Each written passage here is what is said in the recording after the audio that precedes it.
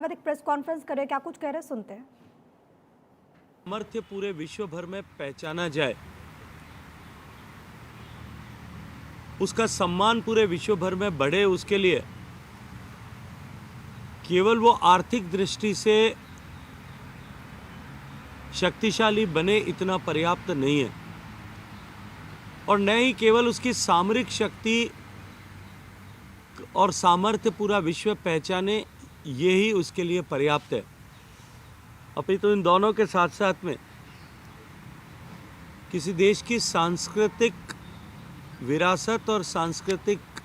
क्षमता को भी जब पूरे विश्व स्वीकार करे, तब जाकर के एक आदर का भाव पूरे विश्व भर में किसी देश के लिए, किसी संस्था के लिए, किसी व्यक्ति के लिए बनता है। हम सब जानते हैं कि हमारा देश भारत पूरे विश्व भर में ज्ञान और विज्ञान के केंद्र के रूप में पहचाना जाता था, लेकिन एक लंबे गुलामी के कालखंड में हमारी मानसिकता में जिस तरह से बदलाव हुआ, उसके चलते हुए, और जब हमने स्वयं अपनी छाती पर, अपनी विरासत पर, अपनी क्षमताओं पर, अपनी सांस्कृतिक क्षमताओं पर गर्व करना समाप्त किया, उसके बाद भारत की प्रासंगिकता विश्व पटल पर कम से कमतर होती गई। लेकिन माननीय प्रधानमंत्री नरेंद्र मोदी जी के पिछले एक दशक के कालखंड में जिस तरह से सांस्कृतिक पुरुष होकर के उन्होंने काम किया है, भारतीय संस्कृति एक नए पुनर्जागरण के दौर में पहुंची है। The way the culture has been rejuvenated in India have entered into a new era of cultural heritage in the world. गुलामी के दौर में सुनियोजित रूप से चलाए गए कुचक्रों के चलते हुए देश के लोग मानसिक रूप से गुलाम हो गए थे, और जो कुछ पश्चिम से आता है वही श्रेष्ठ है, ऐसी मानसिकता सामान्य भारतीय मानवी की होने के चलते हुए भारत के लोगों ने ही अपनी सांस्कृतिक विरासत पर गर्व करना छोड़ दिया था। लेकिन 16 मई 2014 का दिन को लेकर के लंदन में ट्रिब्यून ने जिस तरह की टिप्पणी की थी कि आज की ये जो 16 मई का दिन जो है, ये भारत के इतिहास में एक दूसरी आज़ादी के दिन के रूप में हमेशा स्मरण किया जाएगा, क्योंकि इससे पहले जो राजनीतिक व्यवस्था भारत में थी वो किसी न किसी रूप में ब्रिटिश कॉलोनियल लीगेसी का प्रतीक ऐसा बनी हुई थी। देश में पहली बार ऐसी सरकार बनी है जो अपने उद्गम से, जिस प्रेरणा के साथ में वो काम करती है, उस प्रेरणा के चलते हुए पूर्णतः भारतीय मानसिकता से ओतप्रोत है। भारतीय संस्कृति के पुनर्जागरण के पुरोधा बनकर के माननीय प्रधानमंत्री नरेंद्र मोदी जी ने न केवल भारतीय संस्कृति और परंपरा का संरक्षण किया है, अपितु सांस्कृतिक राजदूत के रूप में इसके पुनर्जागरण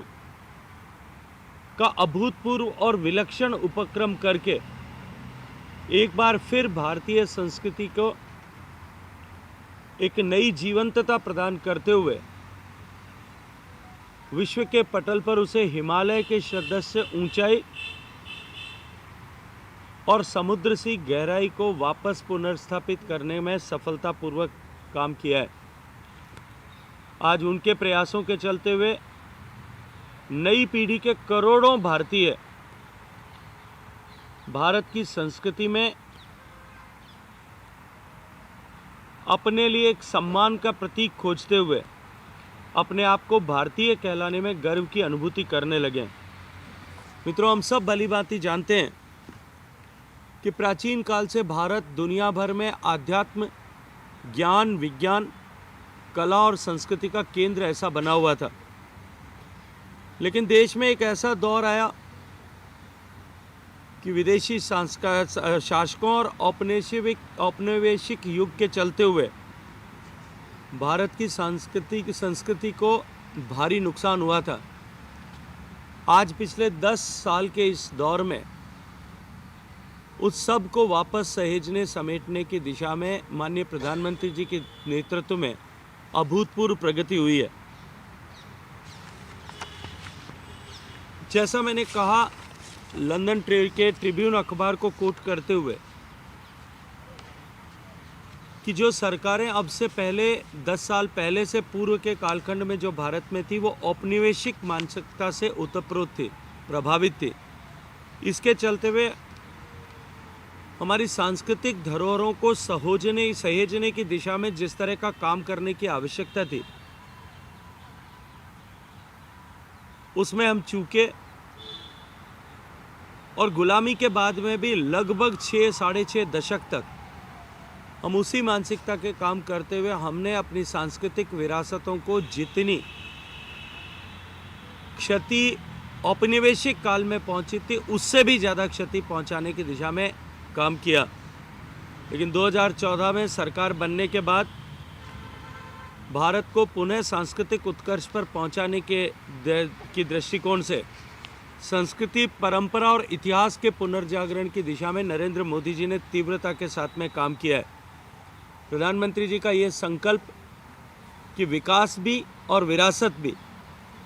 इस संकल्पना ने सांस्कृतिक पुनर्जागरण, कल्चरल रिजुविनेशन की दिशा में विलक्षण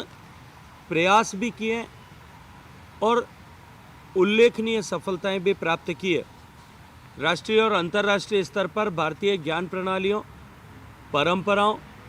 और सांस्कृतिक लोकाचार को संरक्षित करने और बढ़ावा देने को जिस तरह से महत्ता प्रदान की है, उसका परिणाम आज विश्व के पटल पर दिखाई देने लगा है। जहाँ एक तरफ